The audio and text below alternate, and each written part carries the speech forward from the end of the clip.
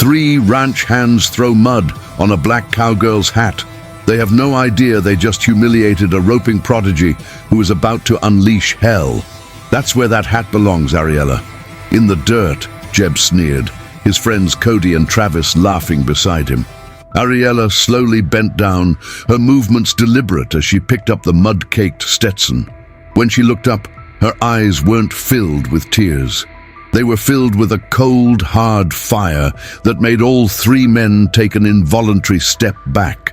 This story will show you what happens when the quiet ones finally decide they've had enough. If you believe in fighting back, hit the like button, subscribe for more, and comment with your city and the word justice to support Ariella.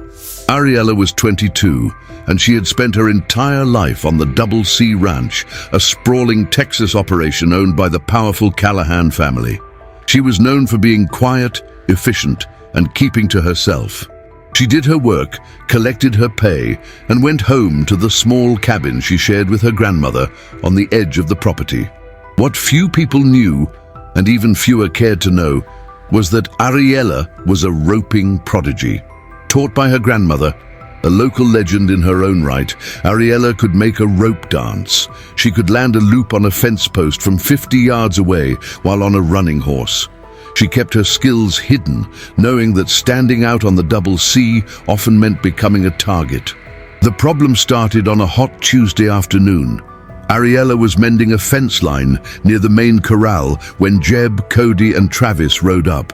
They were the Callahans' favored trio, arrogant and entitled, always looking for a way to pass the time by making someone else miserable. The hat, a worn felt Stetson, was the last gift from her late grandfather. It was her most prized possession. Jeb dismounted, scooped a handful of wet mud from a puddle, and slapped it right on top of her hat as she worked. The thick brown sludge dripped down the brim. It was a deliberate public act of humiliation. Ariella didn't say a word.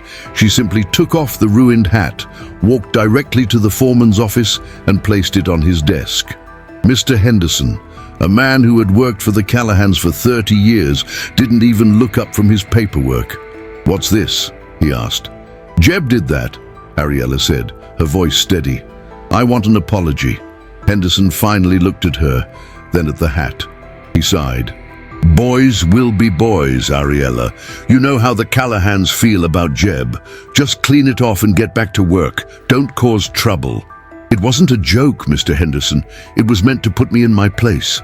"Then maybe that's where you should stay," he said, his voice dropping. "Go." That night, Ariella didn't clean the hat. She stared at the caked-on mud, a symbol of every silent insult, every time she was overlooked, every injustice she had swallowed. The shame wasn't turning into sadness.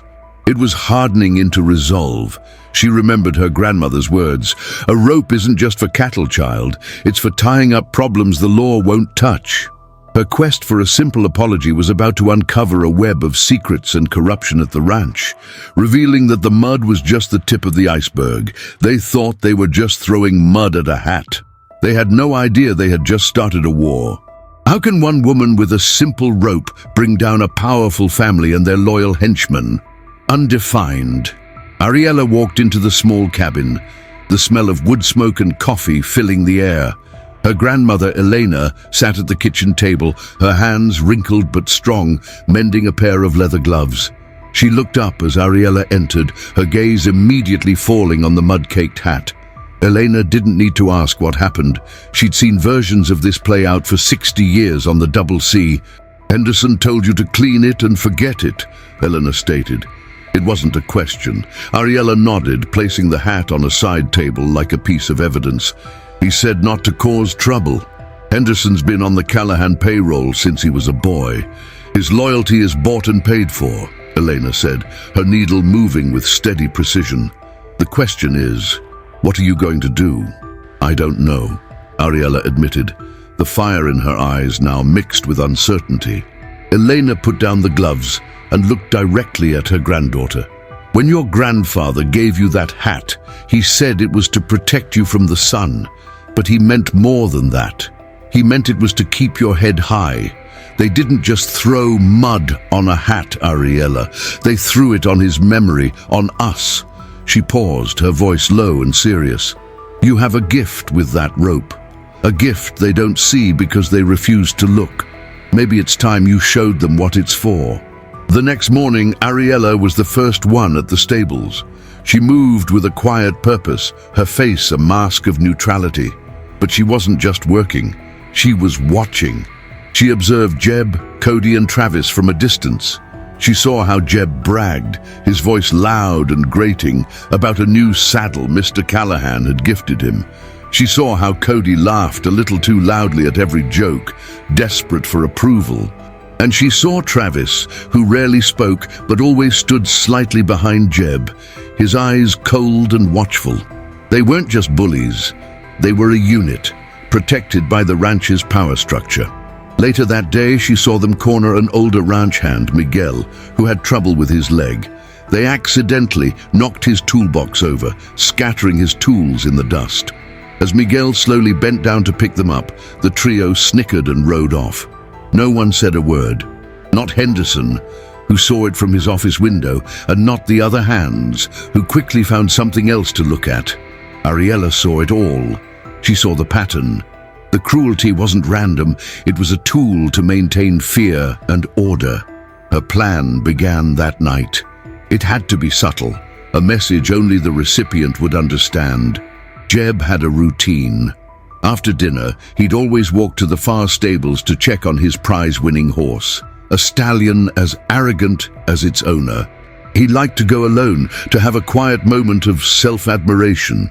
Ariella waited in the deep shadows between the hay barn and the stables. The only light came from a single bulb hanging over the stable door. She coiled her rope, the familiar weight a comfort in her hands. As Jeb swaggered out of the stables, whistling off-key, Ariella made her move. The rope flew through the air, silent and fast. The loop settled perfectly around both of Jeb's ankles. Before he could even register what was happening, Ariella pulled back sharply. Jeb's feet were yanked out from under him. He yelped, flailing his arms, and crashed face first into a fresh pile of horse manure next to the stable door. The impact was wet and foul. He came up sputtering, covered in filth, the stench overwhelming. He scrambled to his feet, pulling the rope off his ankles, and spun around, his face a mask of fury. "Who's there? Show yourself!" But there was no one. Just the sound of the wind and the distant lowing of cattle. Ariella was already gone, melting back into the darkness. She hadn't hurt him, not really, but she had paid him back in his own currency. Humiliation. Jeb stood there, dripping with manure, his pride shattered. He had no proof, no suspect, only the burning feeling that someone had just drawn a line in the sand. The war on the Double C Ranch had officially begun, and the first shot was fired not with a gun, but with a rope. The next day, the air on the Double C was thick with unspoken tension. Jeb arrived for the morning muster with a thunderous look on his face, his jaw clenched so tight a muscle twitched in his cheek. He'd scrubbed himself clean, but a faint, foul odor seemed to cling to him, a ghost of his humiliation. His eyes scanned the faces of the other ranch hands, searching for a smirk, a knowing glance. He found nothing but averted gazes and people suddenly busy with their tasks. He, Cody and Travis cornered Ariella by the water trough. Jeb stepped in front of her, blocking her path. "Heard a funny story last night," Jeb said, his voice a low growl. "Something about a man taking a fall in the dark. You hear anything about that?" Ariella looked up from filling a bucket, her expression unreadable. She met his gaze without flinching. "Can't say I have. I was at home with my grandmother." "Funny," Travis chimed in, trying to sound intimidating. "Because it happened right after someone got their hat dirty." Ariella set her full bucket down carefully. "Lots of things happen on a ranch this big. You trip over a root, a snake, your own feet. You should be more careful." Her complete lack of fear was more infuriating to them than any confession would have been. She wasn't scared. She wasn't even angry. She was calm, and that unnerved them. They had no proof, nothing to take to Henderson or Mr. Callahan. All they had was a suspicion and the lingering smell of manure. They let her pass, but Jeb's eyes followed her, burning with hatred. Ariella knew this was far from over. Jeb was the head of the snake, but Cody was the rattle, always making noise to prove he was dangerous. He was weaker, ruled by a desperate need for Jeb's approval. He was her next target. She spent the day observing him. Cody's main job was managing supplies in the main barn, which included using an old creaky pulley system to hoist heavy sacks of feed and salt licks up to the hayloft for storage. He was often careless, trying to work too fast to look tough. Late that afternoon, Ariella saw her chance. Cody was working alone on the loading dock, preparing a shipment. Jeb and Travis were on the far side of the ranch, mending a fence.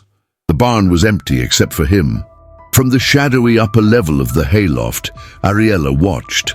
Cody attached the hook of the pulley to a 50-pound sack of grain and began hauling on the rope. He was straining, his face red, showing off for an audience that wasn't there. Ariella uncoiled her own rope. This throw had to be perfect. As Cody hoisted the sack level with the loft floor, he had to lean out to guide it in. In that split second of imbalance, Ariella's rope flew. It didn't touch him. The small, tight loop sailed past his head and snagged the release lever on the pulley's brake mechanism. A mechanism that was old and rusted. With a sharp tug, Ariella pulled the lever. The brake gave way with a loud crack. The rope zipped through the pulley. The sack Cody was holding plummeted, yanking the haul rope from his hands and burning his palms. It crashed onto the dock below, bursting open in a cloud of grain. But it wasn't just one sack.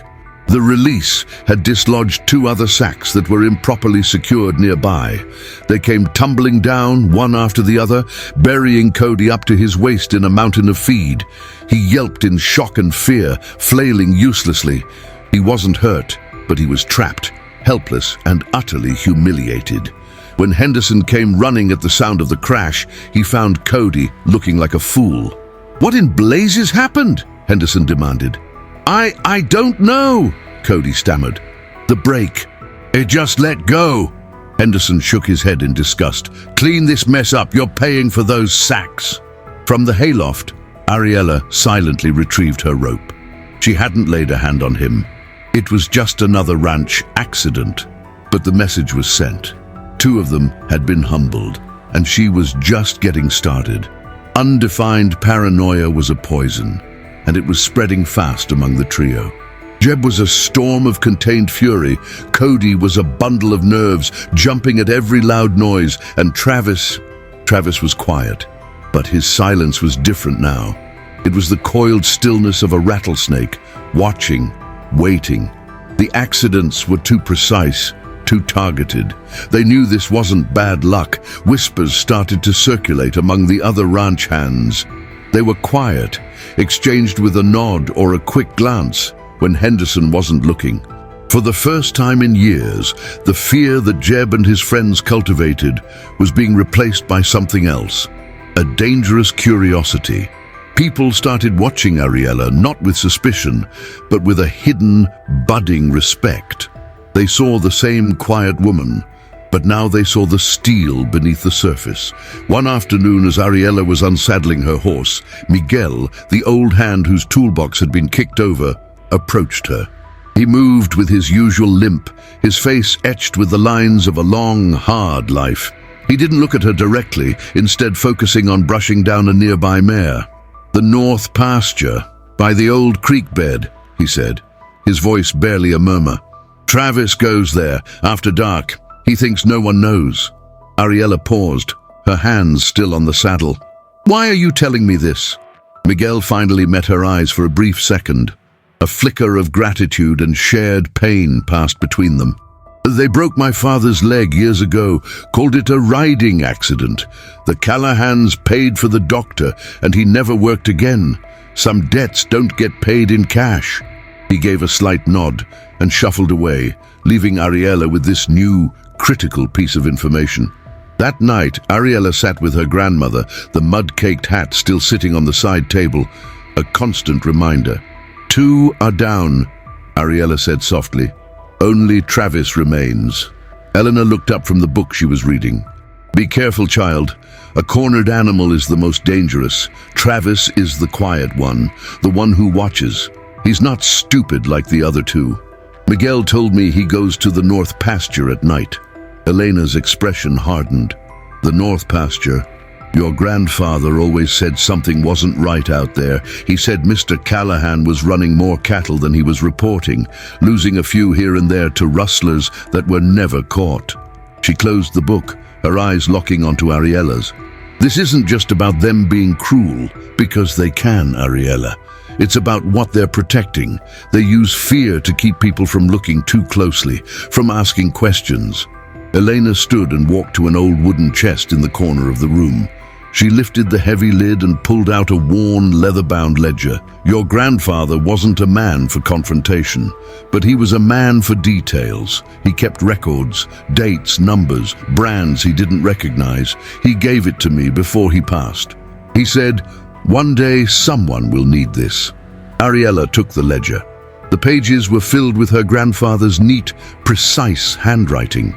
It was a meticulous account of discrepancies, of cattle that appeared and vanished, of secret nighttime shipments. It was a decade's worth of silent observation. The mud on her hat was no longer just a personal insult. It was a loose thread connected to a tapestry of corruption that ran through the heart of the Double C Ranch. Her plan for Travis had to change. This wasn't about another clever accident. This was about exposure. Miguel had given her the location. Her grandfather had given her the evidence.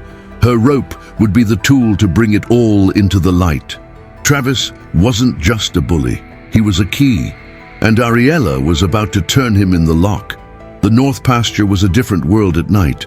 Under a sliver of moon, familiar landmarks became menacing shapes. Ariella moved on foot, leaving her horse tied a mile back. She carried her rope and the weight of her grandfather's ledger in a small satchel. The air was cold and still, and every snap of a twig under her boot sounded like a gunshot. Then she heard it, the low rumble of an idling engine where no engine should be. Crouching behind a line of mesquite trees, she saw the scene laid out before her. A large, unmarked cattle truck was backed up to a makeshift loading pen near the creek bed. The truck's lights were off, but the dim glow from the dashboard illuminated the driver's face, a man she didn't recognize. Travis was on his horse, expertly cutting 3 prime steers from a small hidden herd and guiding them up the ramp. This was no small-time operation. It was efficient, practiced, and illegal. The brands on the steers weren't the Double C's. They were from the neighboring ranch, the Triple Star. This wasn't just theft from Callahan. This was rustling, a serious crime. Ariella's plan had to be flawless. She couldn't take on 2 men at once. She needed chaos. She slipped through the darkness, circling around to the far side of the pen. The gate was held shut by a simple chain and hook. Her rope swung once, a silent, deadly pendulum in the dark. The loop landed perfectly over the top of the gatepost. A sharp, powerful tug was all it took. The gate flew open with a loud, metallic screech. The steers, already spooked by the ramp, now had an escape route. They bolted, thundering out of the pen and scattering into the darkness. "What the hell was that?" the truck driver yelled, jumping out of the cab. Travis swore, spinning his horse around to give chase. "The gate! Head them off!" This was the moment Ariella had created. With the driver distracted and Travis's attention on the fleeing cattle, she acted. As Travis galloped past her hiding spot, her second rope flew. It was a harder throw at a moving target in near darkness, but her muscle memory was perfect. The loop snapped tight around Travis's chest and one arm, pinning it to his side. She dug her heels into the dirt, using her own body as an anchor. The rope went taut. Travis was yanked clean out of the saddle, hitting the ground with a grunt that knocked the wind out of him. Before he could recover, Ariella was on him, her knee on his chest, pulling the rope tight. "It's over, Travis," she said, her voice low and cold. He stared up at her, his eyes wide with shock and fury. You've been behind all of it. You started it," she corrected him. "You and your friends. But this This is something else entirely." She held up the ledger. "My grandfather was a very careful man. He noticed things." Suddenly, a powerful beam of light blinded her. Well, look what we have here." Ariella squinted, her heart sinking. The voice was calm, familiar, and the last one she wanted to hear. Mr. Henderson walked into the clearing, holding a lit lantern in one hand and a rifle in the other. He wasn't surprised. He wasn't angry. He looked disappointed, like a teacher who had caught a student cheating. "I told you not to cause trouble, Ariella," he said, his voice laced with a chilling paternalism. "Some people just don't know how to stay in their place." The truck driver was now walking toward them, a tire iron in his hand. Ariella was trapped. She had Travis pinned, but she was caught between the foreman with a rifle and a stranger with a weapon. The game had just changed, and the stakes were now her life. Ariella's mind raced, calculating angles and distances. The rifle in Henderson's hands was the immediate threat, the tire iron a secondary one. Travis, still pinned beneath her, was leverage, but useless leverage if she was dead. She couldn't fight them both, not head-on. "Get off him, girl," Henderson ordered, taking a step closer. The rifle was steady in his hands, not pointed directly at her, but ready. "Give me the ledger. We can call this a misunderstanding." "There's no misunderstanding," Ariella said, her voice tight. "You're a thief, Henderson, just like them." The truck driver chuckled, a low, ugly sound. "She's got spirit. Shame we gotta put it out." Henderson's mistake was holding the lantern. It created a single point of light, making him a perfect target in the surrounding darkness. But his rifle was the danger. She couldn't target the man without getting shot, so she targeted the light. In a single fluid motion, Ariella shifted her weight, releasing the tension on the rope holding Travis. As he gasped for air, she used the slack. Her free hand shot out, whipping the end of the rope in a tight, fast circle. It wasn't a loop to capture. It was a weighted strike. The end of the rope, heavy with dirt and braided leather, flew through the air. It didn't aim for Henderson. It didn't aim for the rifle. It aimed for the lantern. The rope connected with a sharp crack of shattering glass.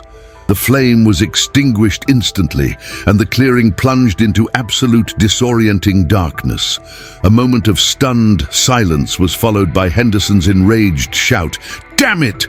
A gunshot split the night. The flash from the rifle barrel illuminated the chaos for a split second. Travis scrambling away, the driver lunging blindly, and Henderson aiming where he thought Ariella had been. The bullet whizzed past her head, close enough for her to feel the heat. She didn't hesitate. She rolled away, abandoning the rope on Travis, and scrambled for the tree line. The satchel with the ledger banged against her hip. The driver crashed through the brush behind her, grabbing at her jacket. She twisted, shrugging out of it, and kept running. He stumbled, holding nothing but an empty piece of denim. "She's getting away!" Travis yelled. Another gunshot, this one wilder, splintering a tree trunk to her left. Ariella didn't look back. She ran, her lungs burning, guided by instinct and the faint moonlight filtering through the canopy. She heard them crashing after her for 100 yards, but they were ranch hands, not trackers. She was lighter, faster, and she knew the terrain. Soon their curses and the sound of their pursuit faded behind her. She didn't stop until she reached her horse. Only then, gasping for breath, did she realize her mistake. In the struggle with the driver, the satchel strap had broken. The ledger was gone. She had escaped with her life, but she had lost her only proof. When she stumbled into the cabin, Elena was waiting, a shotgun resting across her lap. She didn't look surprised, only grim. "You're hurt," Elena said, her eyes scanning Ariella from head to toe. "Just scrapes," Ariella breathed, collapsing into a chair. Henderson was there. He's part of it. All of it. She looked at her empty hands. "The ledger. I lost it. They have it now." Elena nodded slowly, her knuckles white on the stock of the shotgun. The silence in the room was heavy. The game of subtle warnings and clever accidents was over. They had tried to kill her. "They know," Elena said, her voice flat and hard as stone. They know what you saw, and now they know what your grandfather knew. They won't stop now. An accident won't be enough for them next time. Ariella looked over at the mud-caked hat on the table. It seemed like a relic from a different life, a lifetime ago, when this was about a simple apology. Now, it was a declaration of war. She had the knowledge, but they had the proof. And they knew exactly who was coming for them. Dawn broke cold and grey. The cabin felt less like a home and more like a trap. Every creak of the floorboards, every gust of wind against the windows sounded like approaching footsteps. Ariella hadn't slept. She had spent the night cleaning her grandfather's shotgun. The methodical clicks of the mechanism, a calming rhythm in the tense silence. "They'll come for us," Ariella said, not looking up from her work. Elena, sitting across from her, simply nodded. "Not here. Not yet. It would be too obvious. Henderson is a snake, but he's a careful one. He'll want it to look like another accident. A fire, a stray bull, something clean." "The ledger is gone," Ariella stated, the words tasting like ash. "My word against Henderson's, against Callahan's. Then you need more than your word," Elena said, her voice firm. "And you need more than your rope. You can't fight an army alone, child." Ariella knew she was right. Her solitary war of humiliation was over. This was about survival, and survival required allies. She didn't go to the morning muster. Instead, she found Miguel by the feed silos, his back to her as he loaded sacks onto a dolly. He tensed when she approached, his eyes darting around nervously. "You shouldn't be here," he whispered, not stopping his work. "They're looking for you. Henderson put the word out, said you spooked a herd and ran off." "Henderson tried to kill me last night," Ariella said, her voice low and direct. There was no time for subtlety. "He's running a rustling ring with Travis. They have my grandfather's ledger." Miguel stopped working, his face paling. He leaned against the silo, the weight of the news pressing down on him. "The ledger. I heard stories. I never knew it was real." "It was real," Ariella said. "And now Henderson has it. He'll burn it. All that proof, all those years of what they did to people like your father. It will all be gone." The mention of his father struck a nerve. The fear in Miguel's eyes was slowly being replaced by a familiar old anger. "What can we do? It's his word against ours. No one will believe us." "They will if they see it with their own eyes," Ariella said, a plan beginning to form in her mind, desperate and dangerous. "They won't believe one voice, but they might believe a dozen. You said it yourself, Miguel. Some debts don't get paid in cash. How many others on this ranch have a debt to collect?"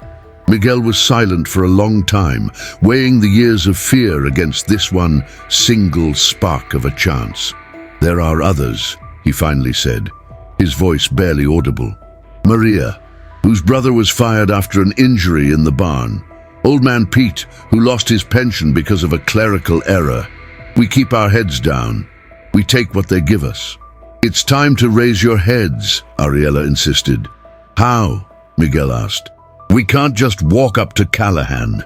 Ariella's gaze drifted toward the main arena, where workers were beginning to set up banners and repair stands. "The Double C annual rodeo is in 2 weeks," she said. "Ranchers and buyers come from all over the state. The press comes from Austin. The whole county will be watching." Miguel's eyes widened as he understood. "You can't be serious. You'd call them out in public?" "I'm not going to just call them out," Ariella said, a cold resolve settling over her. "I'm going to set a trap. They think I'm a scared girl who ran away. They'll be arrogant, they'll be careless, and when they walk into that arena, they won't be expecting me. They'll be expecting a competition." The plan was insane. It was a public declaration of war on the most powerful family in the county, but it was the only move she had left. She had lost the evidence, so she would have to become the evidence. The rodeo was no longer a competition. It was a deadline. And Ariella was going to turn the arena into a courtroom. They left before sunrise. Ariella and Elena packed only what they could carry on 2 horses: food, water, ammunition for the shotgun, and Elena's old rifle. They abandoned the cabin that had been their family's home for generations, melting into the vast, unforgiving landscape of the ranch itself. They made camp in an old, forgotten line shack miles from the main compound, a relic from a time when the ranch was twice its size. It was little more than 4 crumbling walls and a leaky roof, but it was invisible. As they had predicted, Henderson arrived at the cabin later that morning, flanked by Jeb and a now constantly nervous Cody. They found the cabin empty, the door unlocked and swinging in the breeze. On the kitchen table where the ledger had been sat the mud-caked hat. It was a silent act of defiance. Jeb kicked a chair over in frustration. Where'd they go? Henderson picked up the hat, a sneer on his face. He walked outside, holding the ledger he'd recovered from the pasture. He looked from the book to the hat, then tossed the hat into the dirt. She ran, coward.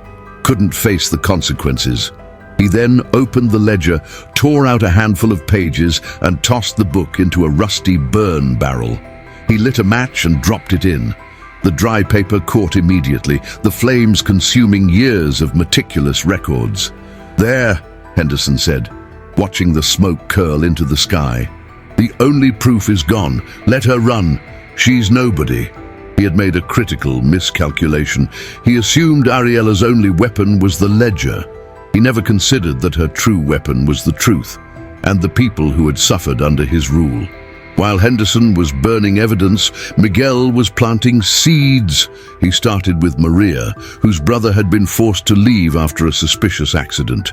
He met her in the back of a dusty tack room, the air thick with the smell of leather and fear.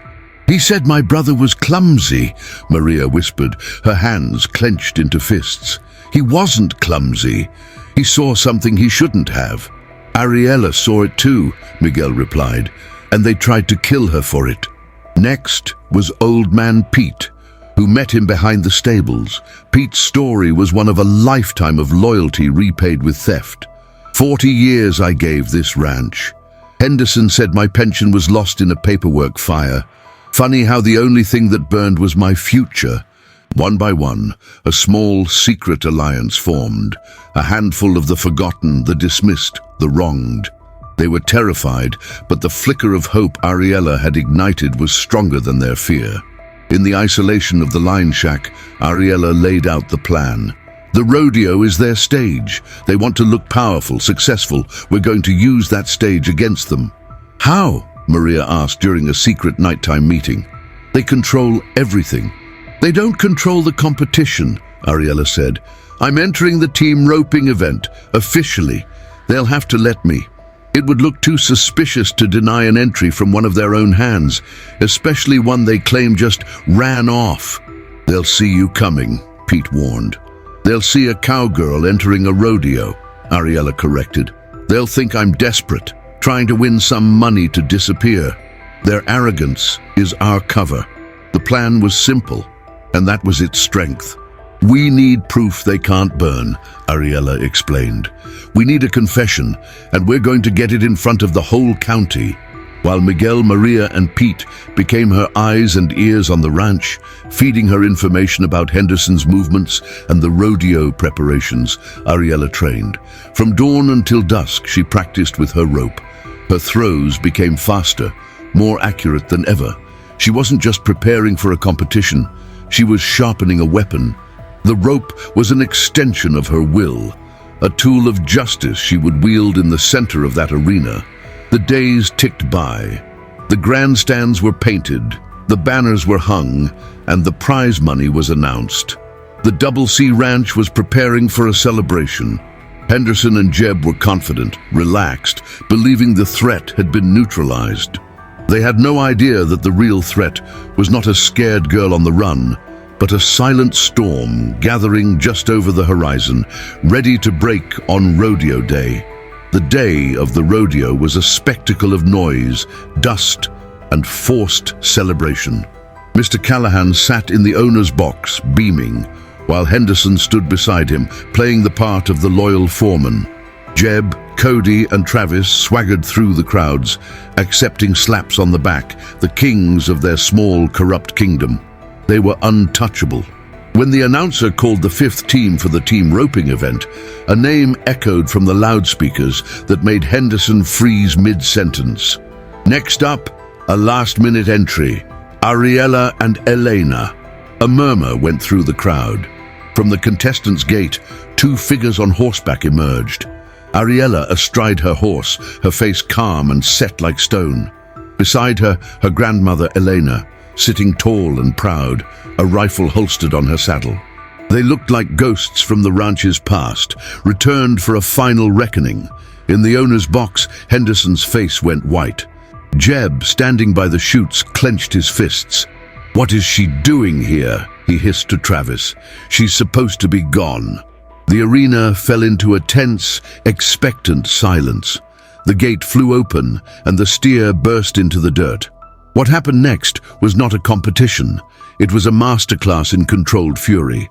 Ariella's horse exploded from the box.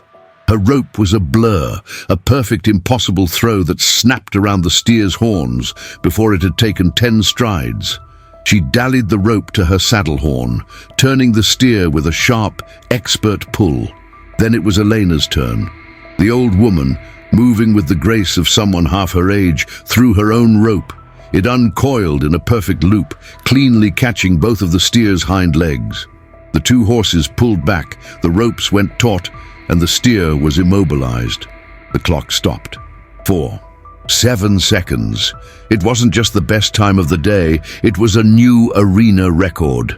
The crowd, which had been holding its breath, erupted into a roar of genuine, stunned applause. The announcer, a man paid to be jovial, ran into the arena with a microphone, his face beaming. "A new arena record from our very own Double C hands. Ariella, an incredible run. What's your secret?" Ariella took the microphone from his hand. She didn't look at the announcer. She didn't look at the crowd. Her eyes were locked on Jeb, who was standing paralyzed near the chutes. The arena grew quiet again, as her voice, calm and clear, echoed from the speakers. "There's no secret," she said. "Just practice. You have to be good with a rope out here. You never know when you'll need to tie up a problem someone tried to bury." She then turned her gaze to Henderson and Mr. Callahan in the owner's box. "But I'm not here for the prize money. I'm here for an apology." Jeb started walking toward her, his face purple with rage. "You're crazy? Get out of the arena." "Apologize for the hat, Jeb," Ariella said, her voice dropping but still carrying over the speakers. "Apologize for thinking that a little mud would be enough to keep me quiet. Quiet about what you, Travis, and Henderson were doing in the North Pasture." The direct accusation, public and undeniable, hit Jeb like a physical blow. He lost control. "We gave you what you deserved for sticking your nose where it didn't belong," he screamed, his voice cracking with fury. "You and your thieving grandfather with his little book." A collective gasp swept through the stands. It was a confession. In front of the entire county, in front of the press, Jeb had admitted everything. The silence that followed was absolute. Then, from the edge of the crowd, a figure in a tan uniform began walking slowly into the arena. Sheriff Miller had heard every word. Chaos erupted. In the owner's box, Mr. Callahan shot to his feet, his face a mask of outrage. He pointed a trembling finger at Henderson. "What is the meaning of this? Rustling on my land? Under my nose?" Henderson's face was a block of ice. He saw his escape route. "Sir, I had my suspicions about the boys, but I had no proof. It seems this girl's wild accusations finally made Jeb crack. He was already cutting them loose, positioning himself as the loyal foreman, deceived by his underlings. But Ariella wasn't finished. She held the microphone tight. "Ask him about the ledger, Mr. Callahan. Ask him what he burned in the barrel behind my grandmother's cabin." Sheriff Miller stopped his approach to Jeb and turned his head, his gaze now fixed on the owner's box. The crowd followed his lead. The spotlight had shifted. Callahan looked at Henderson, a flicker of panic in his eyes. Henderson remained silent, his bluff called. That was the signal. Miguel, who had positioned himself near the arena gate, began to walk onto the dirt, his limp more pronounced than ever. Maria was right behind him, and then Old Man Pete.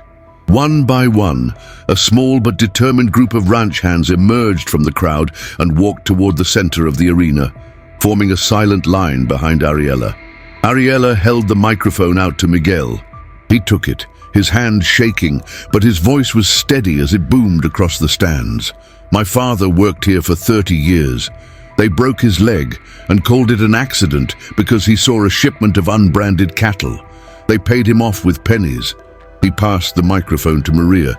"My brother was fired for being clumsy after he told Henderson the supply counts were off by 12 sacks of feed every month.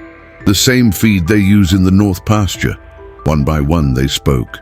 Each story was a nail in the coffin of the Double C's reputation. It wasn't just Ariella's word anymore. It was a chorus of the oppressed, a public testimony of years of systematic abuse and theft, all pointing to one man, Henderson. Travis, seeing the tide turn, put his hands up in surrender before the sheriff even looked at him. Cody just started sobbing. Jeb stood frozen, his rage replaced by the hollow look of defeat.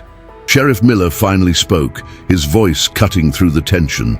"Henderson, Callahan, I suggest you both come down here now." As two deputies moved to cuff Jeb and the others, Miller walked toward the owner's box. The celebration was over. The party had become an indictment. Ariella watched as the men who had tormented her were led away in handcuffs. Henderson didn't even look at her, his eyes fixed on some distant point, his life's work of deceit crumbling around him. She dismounted, her grandmother joining her on the ground. Elena placed a hand on her shoulder. In the center of the arena, surrounded by the people she had given a voice, Ariella bent down and picked up her rope. It was just a tool, a simple length of braided fiber, but in her hands, it had become the instrument of a long overdue justice. The heart of the Sertong was finally getting a transplant. 6 months later, the dust had settled, both literally and figuratively. The Double C Ranch was under court-ordered receivership, a temporary state before it would be broken up and sold off. Mr. Callahan, ruined by the scandal and facing federal charges for tax evasion uncovered during the investigation, had disappeared from public life. The Callahan name, once a symbol of Texan power, was now a whisper of disgrace. Henderson, the architect of the ranch's rot, was sentenced to 15 years in a federal prison for rustling, conspiracy, and a dozen other charges the testimonies had brought to light. He never showed a hint of remorse. Jeb, broken by his own arrogance, took a plea deal and was serving a 5-year sentence. Travis, for his cooperation, received 2. Cody got off with probation and a felony record that ensured he'd never swagger again. The real change was on the ranch itself. The atmosphere of fear had evaporated, replaced by the clean air of accountability. Miguel, whose testimony had been crucial, was appointed interim foreman by the receiver. His limp was still there, but he walked with a straight back, his orders given with a quiet confidence that earned him the respect Henderson had only commanded through fear. Maria's brother was rehired, and Old Man Pete received a check for his entire stolen pension, plus damages. Ariella and Elena were offered their cabin back, to live on the land for as long as they wished, a small gesture of restitution from the court. They accepted. One afternoon, Ariella took her grandfather's hat from the table where it had sat for months. She carried it outside to the water pump, and with a soft brush and clean water, she carefully, methodically washed away the caked-on mud. The stain was gone. The felt was worn and faded, but it was clean. She didn't wear it. Instead, she placed it on the small mantelpiece inside the cabin, a monument not to the insult, but to the victory that followed. She didn't stay on the Double C. The prize money from the rodeo, which she had reluctantly accepted, was enough for a down payment on a small plot of land bordering the old ranch. It was her own. She and Elena started their own small operation raising horses. Ranchers from all over the county, having heard the story, came to them first when they needed a good horse or a skilled hand for a day. One evening, Ariella sat on her porch, coiling a rope, watching the sun set over the hills that used to belong to Callahan. She was no longer the quiet girl hiding in the shadows. Her name was known. She was the roping prodigy who had brought down an empire not with a gun, but with a rope and the truth. She was a symbol that even in the harshest landscapes, justice could take root if someone was brave enough to plant the seed. The silence she now enjoyed wasn't one of fear, it was one of peace. And it was a peace she had earned. Ariella's story is a powerful reminder that respect is not given, it is earned. And sometimes it must be taken back. What started with a single act of humiliation, a hat thrown in the mud, ended with the complete dismantling of a corrupt system that had thrived on fear for decades. It shows that the most dangerous people are not always the loudest or the strongest, but the quiet ones who have been pushed too far, the ones who have been watching, waiting, and remembering every injustice. Her victory wasn't just her own. It belonged to her grandmother, who taught her that a rope could be a tool for more than just cattle. It belonged to her grandfather, whose quiet observations from the past provided the map to the truth. And it belonged to Miguel, Maria, and all the others who found the courage to stand with her, proving that one voice can become a chorus too loud to ignore. They didn't just get revenge, they reclaimed their dignity and changed their world for the better.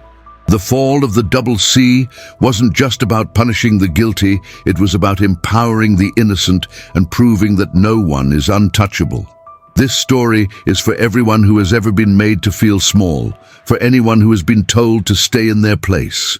It's a testament to the fact that you never know the fire that burns inside a person until you try to extinguish it. If you believe in the power of fighting back and that justice should always prevail, make sure you hit that like button and subscribe to our channel so you don't miss another story of incredible revenge. We want to know who our most dedicated viewers are. If you're still here, prove it by commenting, "I watched until the end," right now. Your support helps us continue to bring these powerful stories to light. And if you thought Ariella's story was satisfying, you won't want to miss the one we have for you next. Imagine a ruthless CEO who publicly fires a humble, elderly janitor for a tiny mistake, humiliating him in front of the entire company. But the CEO has no idea he just fired the secret co-founder of the company, the man who holds the power to destroy his entire career in a single afternoon. To see that epic takedown, click on the video that just appeared on your screen. We promise you the ending is worth it. Thanks for watching, and we'll see you in the next story.